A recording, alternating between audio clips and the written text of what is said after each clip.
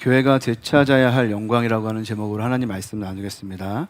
제가 이번 주에 어떤 목사님을 만났습니다. 어떤 목사님을 실제로 만난 건 아니고 책을 읽다가 이 목사님을 만났죠. 이 목사님이 그 책에서 자신의 삶에 대한 간증을 나누시는 것을 책을 통해서 이제 경험하게 됐는데요. 이 목사님은 개척을 꿈꾸던 목사님이었습니다.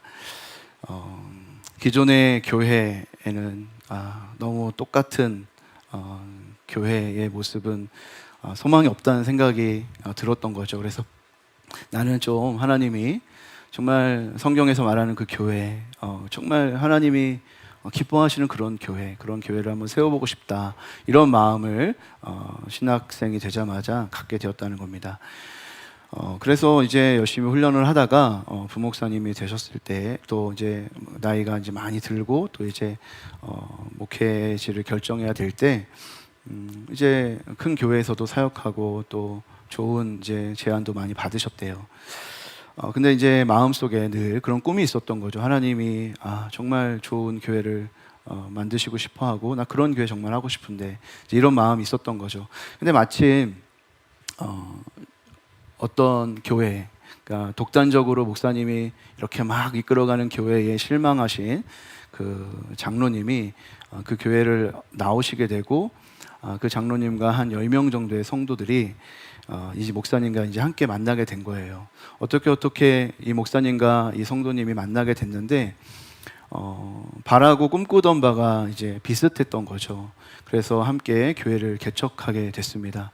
그래서 건강한 교회를 세워보고자, 기존과는 좀 다른 어떤 교회의 모습이 되고자 이제 어떤 교회를 세워야 될까를 생각하다가 산무교회를 만들자, 이렇게 했던 겁니다. 그래서 우리는 건물 없는 교회를 만들 거야. 그리고 우리는 직분 없는 교회를 만들 거고, 우리는 기명 헌금이 없는 교회, 그런 교회를 만들 거야, 이러면서 이제 교회를 개척한 거예요. 그러니까 이제 처음에는 그 교회에 많은 사람들이 몰려오고 또 교회가 많이 성장했다고 합니다.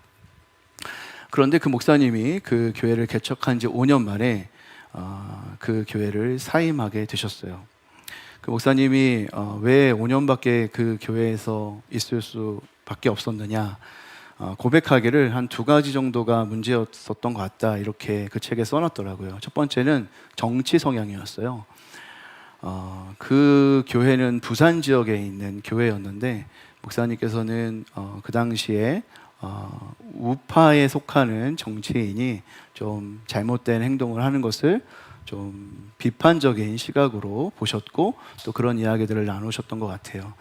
그리고 또 워낙 그러다 보니까, 이런 정치적인 성향에 맞지 않다 보니까 대화가 잘 되지 않았다, 그런 것들이 아마 그만둘 수밖에 없었던 이유가 아니었을까, 이런 첫 번째 이유를 댔고, 두 번째 이유는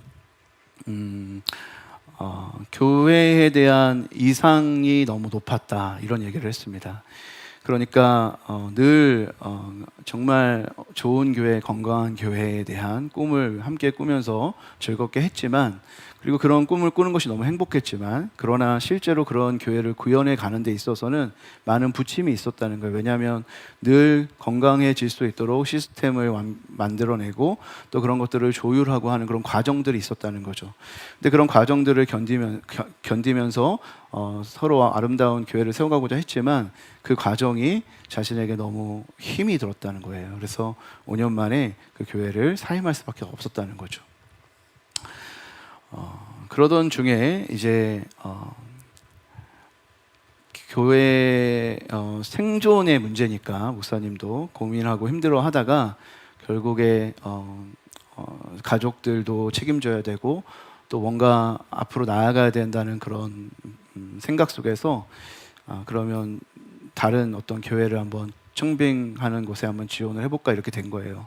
그래서 이제 청빙을 새롭게 받게 됐는데, 그 청빙받은 교회에 부임을 해가지고 한 3년 정도를 사역하고 자기가 또 그만두게 되었다고 합니다. 왜 거기서 그만두게 되었냐면, 그 청빙받은 교회에는 그 원로 장로님이라고 하죠. 초창기부터 그 교회를 세웠던 장로님이 은퇴 이후도 계속 그 교회에 나오시는 분이셨고, 또 그 두 아들이 있는데 두 아들이 다 장로가 돼서 그 교회를 이끌어 가는데, 자기가 느낄 때, 그분이 말씀하신 표현입니다. 자기가 느낄 때 이 교회는 정말 뭐 마치 패밀리 비즈니스를 하는 것 같은 그런 교회였다라는 생각이 들어서 자기가 거의 쫓겨나듯이 나오게 됐다는 겁니다. 그렇게 이런 짧은 두 교회에서의 목회를 이 목사님이 경험하시면서 목사님은 이렇게 결론을 내릴 수밖에 없었다고 합니다. 정말 답이 없다. 여러분, 교회를 생각하시면 어떠세요? 교회는 정말 소망이 있습니까? 여러분, 우리가 섬기는 이 교회, 우리 한국 교회, 주님의 교회는 정말 소망이 있나요? 여러분, 어떤 마음으로 교회를 섬기고 어떤 마음으로 교회를 바라보고 계신가요? 정말 한국 교회는 이 한국 땅, 한국 사회를 바꿀 힘과 능력이 있습니까? 그렇게 회복될 것입니까? 아마 여러분 마음에 정말 답 없다라고 하는 좀 절망들이 혹시 있지 않습니까? 목사님 이 책을 통해서 이렇게 읽어 나가면서 저는 참 많이 공감했습니다. 참 어렵다, 답이 없다 하는 그 마음 좀 이해됐어요. 그런데 한편에는 참 마음이 씁쓸해요. 정말 교회는 답이 없나? 우리는 정말 이런 교회, 그냥 이렇게 시시한 교회에서 살아가다가 그냥 이렇게 그냥 살아야 하는 건가? 뭐 이런 생각들 너무나 힘들잖아요. 주님이 정말 우리로 하여금 살아가라고 하는 교회가 이런 모습인가? 아니잖아요. 우리가 어떻게 이 성경의 교회 그 영광을 다시 회복할 수 있을까? 저는 오늘 그런 부분들을 생각해 보려고 합니다. 바벨론의 포로로 살아가던 유대의 백성들을 하나님께서는 다시 예루살렘으로 돌아오게 하셨습니다. 그리고 그들로 하여금 다시 기회를 주신 거죠. 무너졌던, 회파됐던 예루살렘 성전을 다시 재건할 수 있는 기회를 하나님께서 그들에게 허락하신 거예요. 근데 고레스를 통해서 정말 말도 안 되게 그들이 다시 예루살렘으로 들어와서 성전을 재건할 수 있는 기회를 얻어서 이렇게 기쁨으로 재건하고 있었는데 이 일이 큰 어려움을 만나게 됩니다. 왜냐하면 그 땅에서 원래 거주하고 있었던 사마리아인들이 다시 그들이 돌아와서 성전을 짓는 것을 방해했던 거예요. 그래서 그들이 원래 성전을 재건하려 그 땅에 돌아오긴 돌아왔지만 그 일을 완수하지 못하고 중간에 포기하게 됩니다. 그리고 손을 놓고 그냥 살아가게 된 거예요. 그렇게 시간이 얼마나 지났냐면 16년이 지났어요. 하나님은 그들에게 성전을 재건하라고 그들을 예루살렘으로 보내셨는데 성전 재건은 하지 않고 16년을 그냥 보낸 거예요. 왜 그들은 그렇게 16년을 허송세월하고 있었을까요? 방해가 있었고 현실이 어렵기 때문에 그랬겠죠. 하고 싶었지만 너무나 많은 어려움이 있고 힘들었기 때문에 못한다 생각했겠죠. 그래서 학개라고 하는 선지자를 하나님께서 부르셔서 다시 그들에게 성전 재건의 꿈을 불어넣어주고 다시 그 사명을 따라 살아갈 수 있도록 그들에게 학개 선지자를 보내는 것입니다. 그리고 학개 선지자는 그들에게 아주 분명하게 말하죠. 너희들 다시 성전을 재건해라. 여러분, 왜 유다의 백성들이 성전 재건을 포기하고 허송세월하고 있을까요? 이 사마리아인들이 집요하게 방해했어요. 왜냐하면 유대인들이 성전을 짓고 공동체가 강화되면 그들의 생활을 위협할 것이라는 것이 뻔했기 때문에 사실은 원래는 같이 우리 성전 짓자 이렇게 사마리아 사람들이 제안도 했거든요. 그러나 유대인들은 그들을 이방인들과 섞은 이제 하나님 백성이 아닌 사람들이라고 생각했기 때문에 함께하지 않았죠. 그러니까 서로가 원수가 될 수밖에 없었고, 그러니까 서로 그런 방해 공작 속에서, 특히 그 바벨론을 향해서 또 그 다음에 정권을 또 제국을 제패했던 그 페르시아를 향해서 계속 끊임없이 거짓된 이야기들을 퍼뜨리고, 그래서 이 성전을 재건하는 일을 방해했던 거죠. 그러니까 하나님께서 다시 그 땅에 예루살렘을 재건하고 성전을 재건하라는 일을 자신을 보냈다는 건 알지만, 실제로 현실은 너무나 어렵기 때문에 이건 어쩔 수 없나 보다, 아직 때가 아닌가 보다, 이렇게 생각하고 살았던 거예요. 그런 시간이 16년이 지나간 겁니다. 근데 정말 이렇게 성전을 재건하는 일을 이렇게 멈출 수밖에 없었던 이유가 그들의 방해 때문이었을까? 사실은 그렇지 않다는 거예요. 학개 선지자는 그들이 방해하기 때문에 너네가 못하는 게 아니라는 거예요.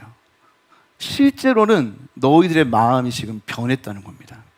너희들이 지금 이렇게 머물러 있고 너희들이 16년 동안 지금 가만히 있는 이유는 방해의 문제가 아니라 너희들의 마음의 문제야, 이렇게 말하는 거예요.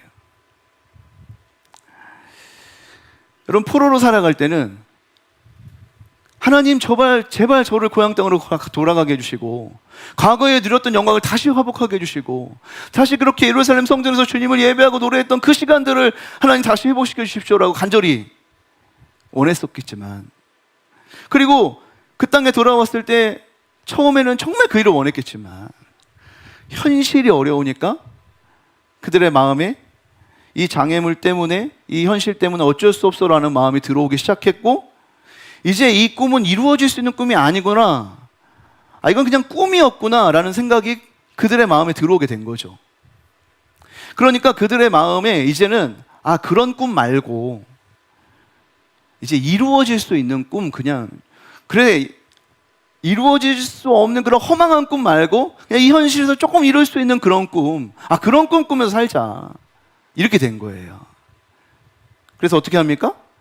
자기 집 잘 짓고, 자기 그냥 좀 이 어려운 시간 동안은 그래도 잘 그냥 행복하게 그나마 괜찮게 살아보자, 이런 꿈을 새롭게 갖게 된 거예요.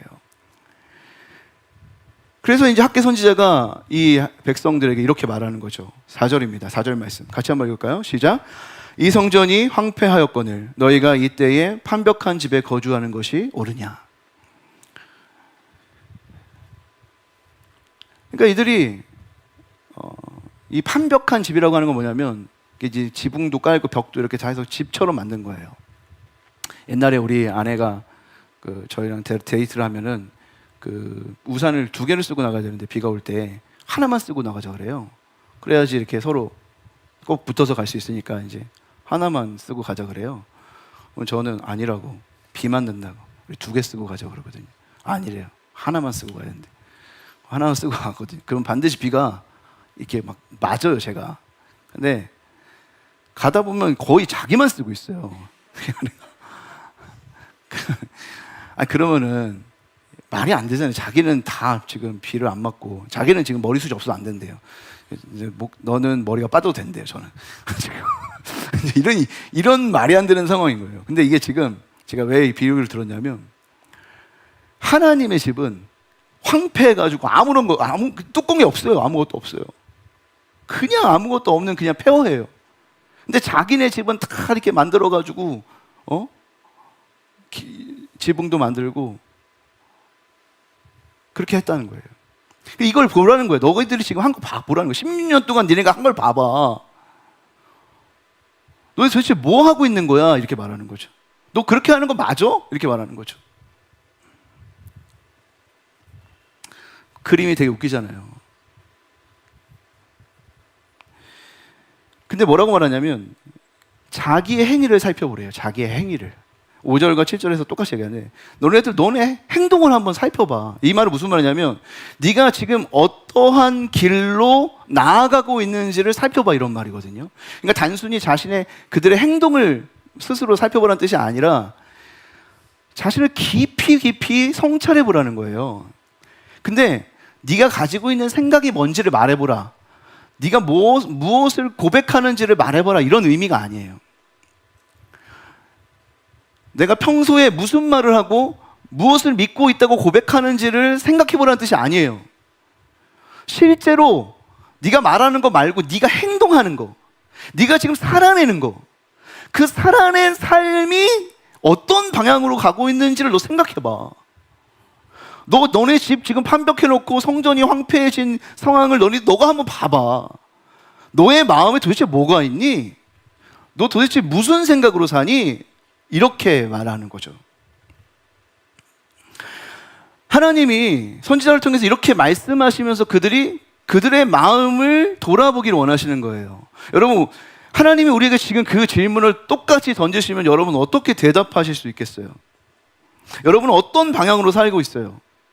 어떤 방향으로 나가고 있어요? 여러분이 이런 방향으로 살고 있어라고 고백하는 거 말고요, 여러분의 삶이 정말 그 어떤 방향으로 가고 있는지 한번 보시면서 여러분 한번 생각해 보세요.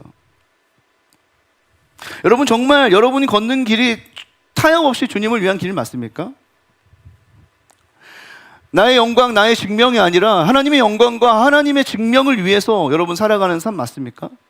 여러분에게 주신 그 사명 기억하고 끈질기게 붙들고 살아가는 삶 맞습니까? 아니면 16년 동안 해도 안 됐고 16년 해도 안 되는 일을 꿈꿀 수 없어.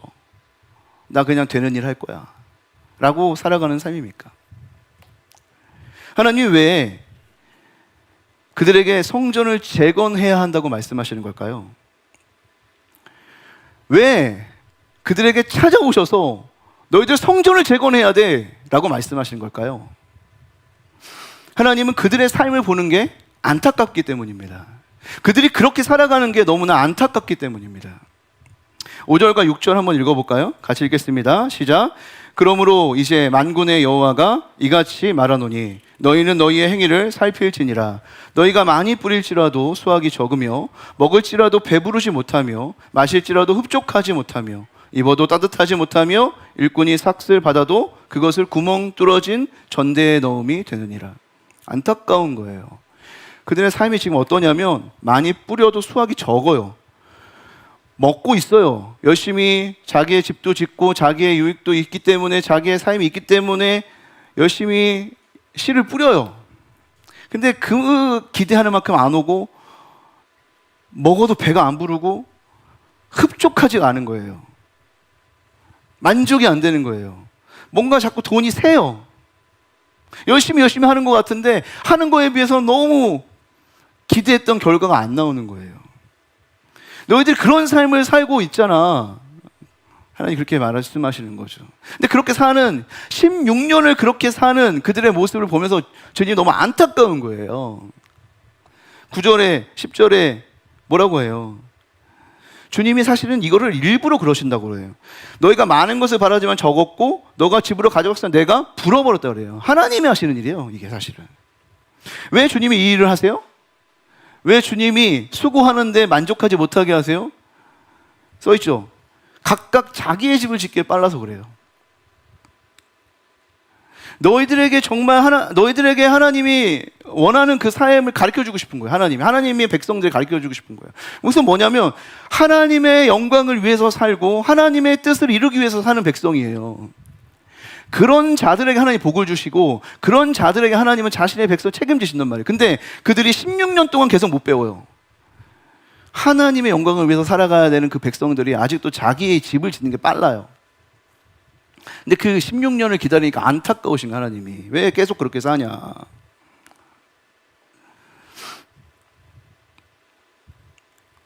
하나님이 여러분 왜 이런 말씀을 하실까요? 여러분, 우리가 지금 현재 잘못되고 있는 거 다 우리가 하나님 헌신하지 않기 때문입니다. 이렇게 여러분들 막 정죄감 주고 여러분들 힘들게 하기 위해서 그렇게 하는 걸까요? 나는 괜찮은데 뭐 그럼 나한테 말씀하시는 거 아니니까 괜찮겠네, 이런 이야기일까요? 주님의 마음이 뭘까요? 주님이 왜 이런 이야기를 하실까요? 주님, 우리가 정말 복되기를 원하시는 거죠. 우리가 정말 복된 삶을 살아가기 원하는 거예요. 우리가 열심히 살아가기 원하는 게 아니라 그 열심히 의미가 있고 그 열심히 재미가 있고 그 열심히 행복해지기를 원하는 거예요. 우리가 주님과의 관계가 온전해지고 주님과의 관계 속에서 중심이 발라져서 정말 행복하기를 원하는 거예요. 수고한 게 기쁨이 되게 하고 씨를 뿌린 게 열매 맺어 감사하게 되는 그런 복된 삶이 우리에게 펼쳐지기를 주님이 원해요. 근데 아직도 그걸 모르니까 답답하신 거죠. 마태복음 6장 31에서 34절 너무 잘 아는 말씀, 예수님이 우리에게 가르쳐주신 말씀이에요. 같이 한번 읽겠습니다. 시작. 그러므로 염려하여 이르기를 무엇을 먹을까 무엇을 마실까 무엇을 입을까 하지 말라. 이는 다 이방인들이 구하는 것이라. 너희 하늘 아버지께서 이 모든 것이 너희에게 있어야 할 줄을 아시느니라. 그런즉 너희는 먼저 그의 나라와 그의 의를 구하라. 그리하면 이 모든 것을 너희에게 더하시리라. 그러므로 내일 일을 염려하지 말라. 내일 일은 내일이 염려할 것이요 한날의 괴로움은 그날로 족하니라. 여러분 지금 무슨 말씀하시는 거예요?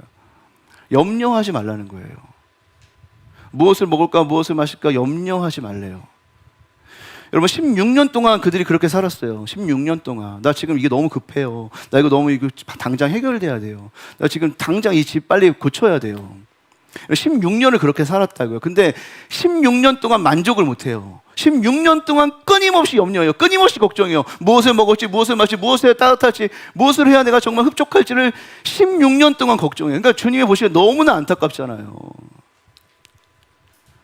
하나님은 우리를 복주기 원하는 하늘의 아버지인데 우리가 주님을 의지하지 않고 혼자 사는 삶이 너무나 안타까워요. 그래서 하나님이 뭐라고 말씀하시냐면 걱정하지 마라. 그냥 먼저 그의 나라와 그의 의를 구하라. 그리하면 이 모든 것, 네가 걱정하는 그 모든 건 내가 다 더할 것이다. 이렇게 주님이 약속의 말씀해 주시는 거 아닙니까? 그게 안 되니까 주님이 안타까운 거예요. 다양하게 말씀하셔도 16년 동안 계속 그 자리에 있는 거예요. 근데 여러분, 하나님이 성전 건축하는 거 싫어하지 않았나요? 그렇죠? 우리 예전에 한번 살펴봤잖아요. 다윗이 성전 건축하겠다고 했더니 하나님이 야 네가 내 집을 건축해? 그랬잖아요. 그렇죠? 야 네가 나를 위하여 이렇게 말했잖아요. 좀 되게 황당해 하시면서 다윗은 하나님 저는 이렇게 궁정에서 이렇게 살고 있는데 하나님은 이렇게 성막에서 초라하게 사니까 제가 좀 성전을 지어드리고 싶어요. 이런 얘기를 했더니 하나님이 콧방귀 꼈잖아요. 네가 나를 위해서 집을 짓는다고? 아니 내가 너를 위해 집을 지을 거야. 이렇게 말씀하시죠. 성전 못 짓게 하셨죠.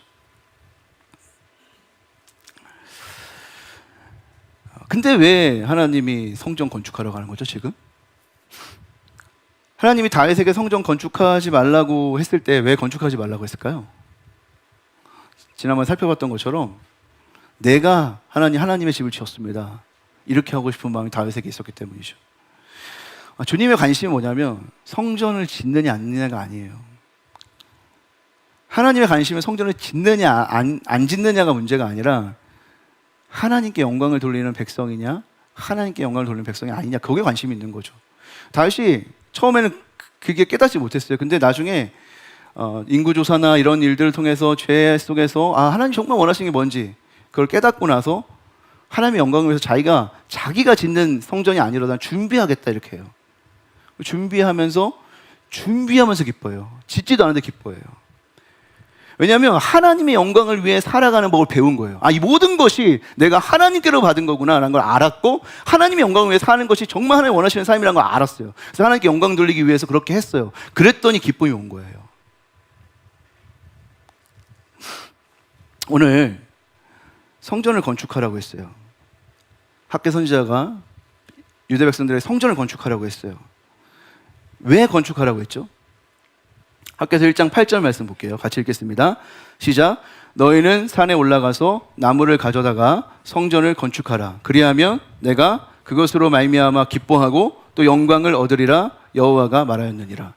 성전을 건축하래요. 나무 가져 성전 건축하래요. 그럼 어떻게 한대요? 그것으로 말미암아 하나님 어떻게 한대요? 기뻐하고 영광을 얻을 거래요. 주님의 관심이 뭐라고요? 영광을 얻는 것에 관심이 있어요. 우리가 영광 돌리는 것에 관심이 있어요. 우리가 하나님께 영광 돌리는 것에 하나님이 진짜 관심이 있어요. 성전을 짓고 안 짓고의 문제가 아니라 하나님께 영광 돌리기 원한다고요. 근데 여러분, 하나님께 영광 돌리기를 하나님 원하시는 건요, 여러분을 복되게 하기 위해서 그런 거예요. 하나님께 영광 돌려서 하나님만 다 잘 먹고 잘 살고 내 모든 거 다 가져가라고 그렇게 하나님이 여러분 욕심 많아가지고 여러분 영광 돌리라는 게 아니라 우리를 가장 사랑하시고 우리를 가장 영광스러운 존재가 되게 하시고 싶은 마음이 주님의 마음이기 때문에 그 영광스러운 자리에 설 수 있는 유일한 길, 영광스러운 하나님은 영광을 돌려드리라는 거예요. 그 자리에 있어야 가장 복되다는 거예요. 그러니까 여러분, 주님이 여러분에게 나 영광 받고 싶어 라고 말하는 거는 나 너희들에게 복 주고 싶어 이 얘기예요. 네 성전 건축해라, 내가 너를 통해 영광을 받을 거다. 이 얘기 무슨 말인지 이해되세요? 주님은 정말 돕고 싶은 거예요, 우리를. 16년 동안 사는 이런 인생을 종식하고 싶으신 거예요, 주님은. 주님이 왕이신 나라, 하나님의 나라에 우리가 살기를 원하시는 거예요. 역대상 29장에 다윗의 그 고백도 그런 고백이에요. 성전을 짓고 안 짓고가 문제가 아니라 주님의 영광을 위해 내 인생이 준비되는 인생이고 드려지는 인생이 되니까 기뻐하고, 그 기쁨 속에서 그 영광을 바라보며 함께 달려가는 백성들을 보는 게 기쁜 거예요. 하나님은 영광 받기 원하십니다. 교회가 어떻게 하나님께 영광을 올려드릴 수 있고, 교회가 어떻게 하나님의 영광을 회복할 수 있을까요? 하나님은 성전을 건축하래요. 지금 오늘 본문에서 성전 건축해야 하나님 영광 받으신다잖아요. 근데 여러분, 지금 이 말이 무슨 말일까요? 지금 우리가 살아가는 이 시대에 성전 건축을 하라고 하는 이 주님의 명령은 도대체 무슨 의미일까요? 성전 건축이 왜 하나님께 영광이 될까요? 그들에게 성전 건축은 어떤 의미냐면, 자신을 돌보고 자신의 것을 취하는데 빠른 삶을 포기하는 뜻이고, 함께 하나님이 주신, 그들에게 주신 그 비전, 공동체에게 하나님이 맡겨주신 그 비전을 위해서 서로가 짐을 지면서 함께 협력하여 나아가라는 뜻이죠. 그래서 하나님이 이루시고자 하는 일들을 너희들이 함께 너의 일에 먼저 나아가는 것이 아니라 하나님의 뜻에 서로 협력해서 함께 나아가기를 주님이 기대하는 거죠. 그것을 통해 하나님 영광 받으시는 거죠. 그러니까 오늘날 우리에게 지금 이 말씀은 어떻게 적용되어야 하는 거냐면, 우리가 우리의 유익과 우리 자신의 삶을 챙기는 데 빠른 게 아니라, 하나님이 우리 공동체에 주신 비전과 하나님 우리 공동체에 기대하시는 비전과 소망을 함께 바라보면서 서로 함께 짐을 지는 그 일에 우선순위를 두는 이 일을 하나님이 영광 받으시는 거죠. 성전을 짓느냐 안 느냐가 중요한 게 아니에요. 우리가 하나님에 관심이 있느냐, 우리가 함께 그 일 때문에 희생할 각오가 되어 있느냐, 우리가 그 일 때문에 서로 짐을 지우고 서로 짐을 지기를 기뻐하느냐, 여기에 지금 하나님의 관심이 있는 겁니다. 교회가 이 세상에 하나님께 영광 올려드리는 방법이 많죠. 그러나 가장 중요하고 명확하게 하나님께 영광 돌릴 수 있는 방법은 다른 게 아닙니다. 세상에 없는 걸 보여주는 겁니다. 세상이 다 하는 거 하는 게 아닙니다. 우리는 하나님의 영광을 이 세상에 보여주기 위해 세상에 없는 걸 하는 겁니다. 세상은요, 이렇게 안 하죠.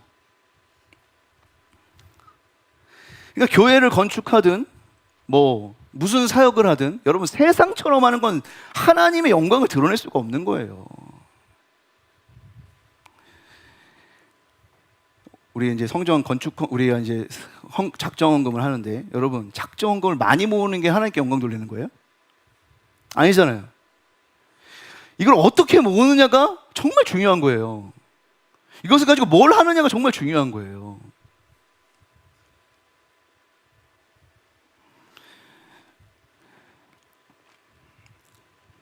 우리는 당연히 우리를 위한 일에 힘이 실려요.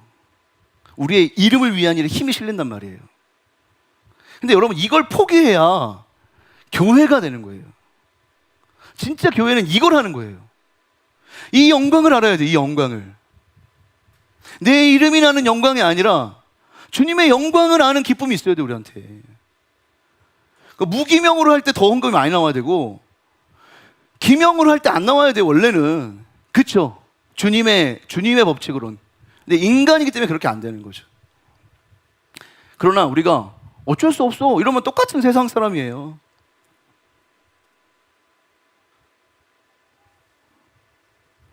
그래서 가장 선명하게 주님의 영광을 드러내는 게 뭔지 아십니까?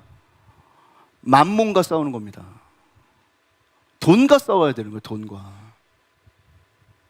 우리가 돈하고 싸우지 않으면요, 여러분 하나님께 영광 못 돌립니다. 여러분 똑같이 돈을 사랑하는데, 여러분 똑같이 돈을 좋아하는데, 여러분 어떻게 이 세상에 하나님의 위대하심을 드러낼 수 있어요? 우리가 믿음의 사람이라고 어떻게 말할 수 있어요?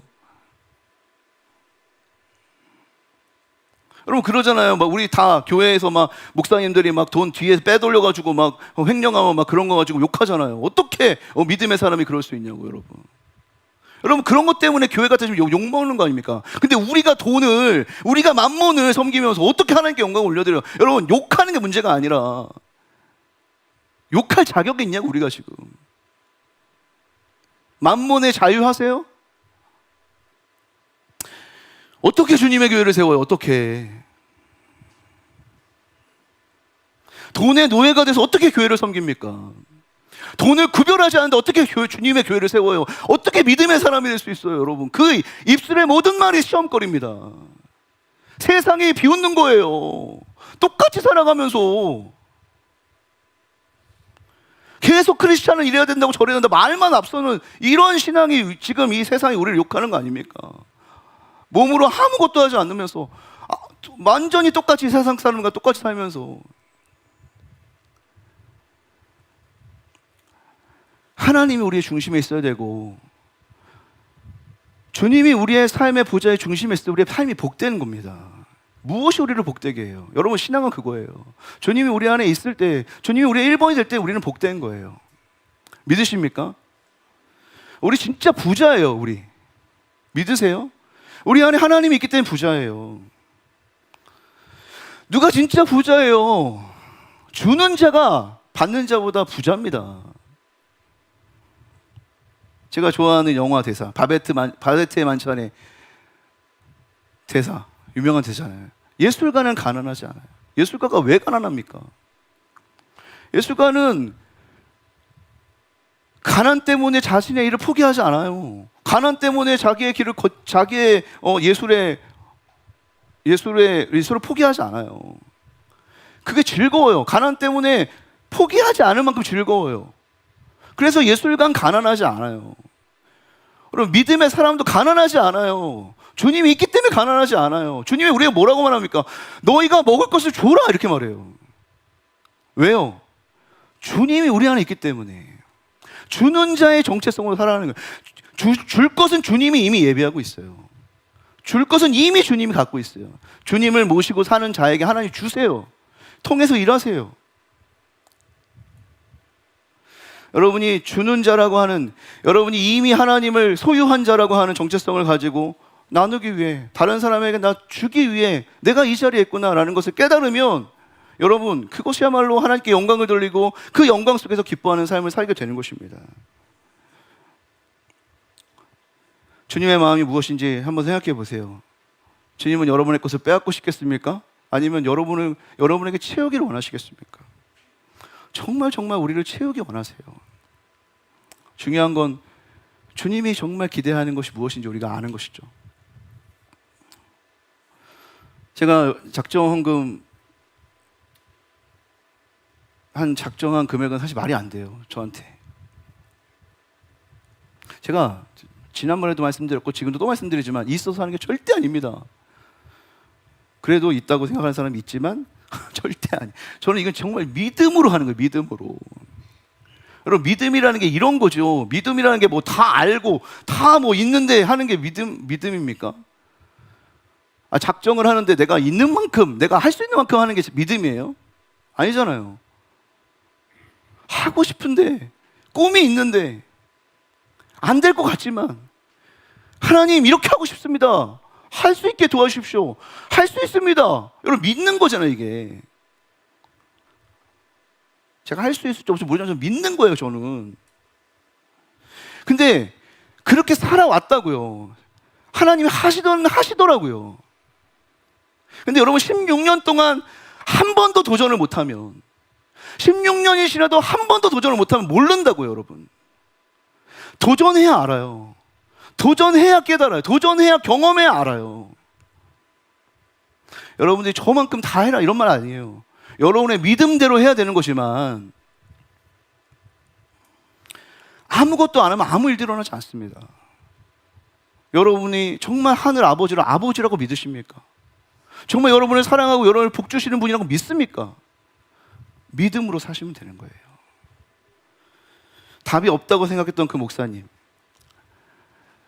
교회 답이 없구나라고 생각했던 그 목사님, 결국 목회 포기하고 생업을 이어가셨습니다. 아버지 사업 물려받아서 하다가 그 사업이 뭐 해외로 이전하지 않으면 안 되는 상황이어서 해외에 가야 되는데 해외 가기는 어려워서 그냥 사업을 접게 됐어요. 일자리를 잃었어요, 이제. 그래서 이제 이런 일 저런 일 이제 하고 있었죠. 근데 만 50세가 되던 해에 대장암 진단을 받고 또 임파선으로 전이 돼가지고 이제 4기 진단을 받은 거예요. 그러니까 결국 이 시간에 아픈 자신을 받아주는 사람 없는 정말 이 비참한 현실을 몸소 경험하면서 살아가고 있었는데 그때 어느 만남을 통해서 아프지만 자기를 받아주는 성도들을 만나게 된 거예요. 그래서 지금은 30명 정도, 아이들까지 합쳐서 30명 정도 되는 작은 교회에서 행복하게 목회하고 그곳에서 자신은 너무너무 행복하다는 고백을 해요. 그는 교회는 답이 없다고 생각했었어요. 그러나 끝까지 답을 모르지는 않았습니다. 이 교회는 주님의 교회고 주님은 교회를 통해서 일하신다고 하는 확신을 갖게 됐어요. 비록 자신은 연약하고 부족하고 정말 포기하고 싶은 순간들이 많았지만 그러나 피투성이라도 살아있으면 하나님은 일하시는구나. 내가 연약하고 부족해도 내가 그 자리에서 하나님이 하실 일을 기대하면 하나님은 나를 통해 일하시는구나라는 것을 깨달았다는 것입니다. 자신의 인생이 붙든 말씀을 이렇게 소개해요. 너는 피투성이라도 살아있으라. 다시 이르면 너는 피투성이라도 살아있으라. 힘들고 어려울 때 내 연약함에 굴복하는 게 아니라 그런 나를 통해서도 일하실 수 있는 하나님 믿는 거죠. 그러면 하나님이 역사하는 겁니다. 근데 내가 먼저 포기하고 내가 먼저 안 된다 그러면 아무 일도 일어나지 않아요. 교회 소망 없습니까, 여러분? 교회 소망 없으면 포기해야 됩니까? 실패할 것 같으면 안 하는 게 낫습니까, 여러분? 내 실패를 통해서 하나님 일하신다고 여러분 고백하지 않으셨어요? 나를 통해서만 무조건 성공해야 됩니까? 하나님이 내 실패를 통해서라도 하나님 영광 받을 수 있다면 여러분 하실 수 있겠습니까? 주님이 여러분 우리 축복하기 원하십니다. 믿으셔야 돼요. 주님을 먼저 구하시면 하나님 반드시 우리에게 일하십니다. 믿음으로 놀라운 축복의 사람으로 쓰임받게 되기를 주님의 이름으로 축복합니다.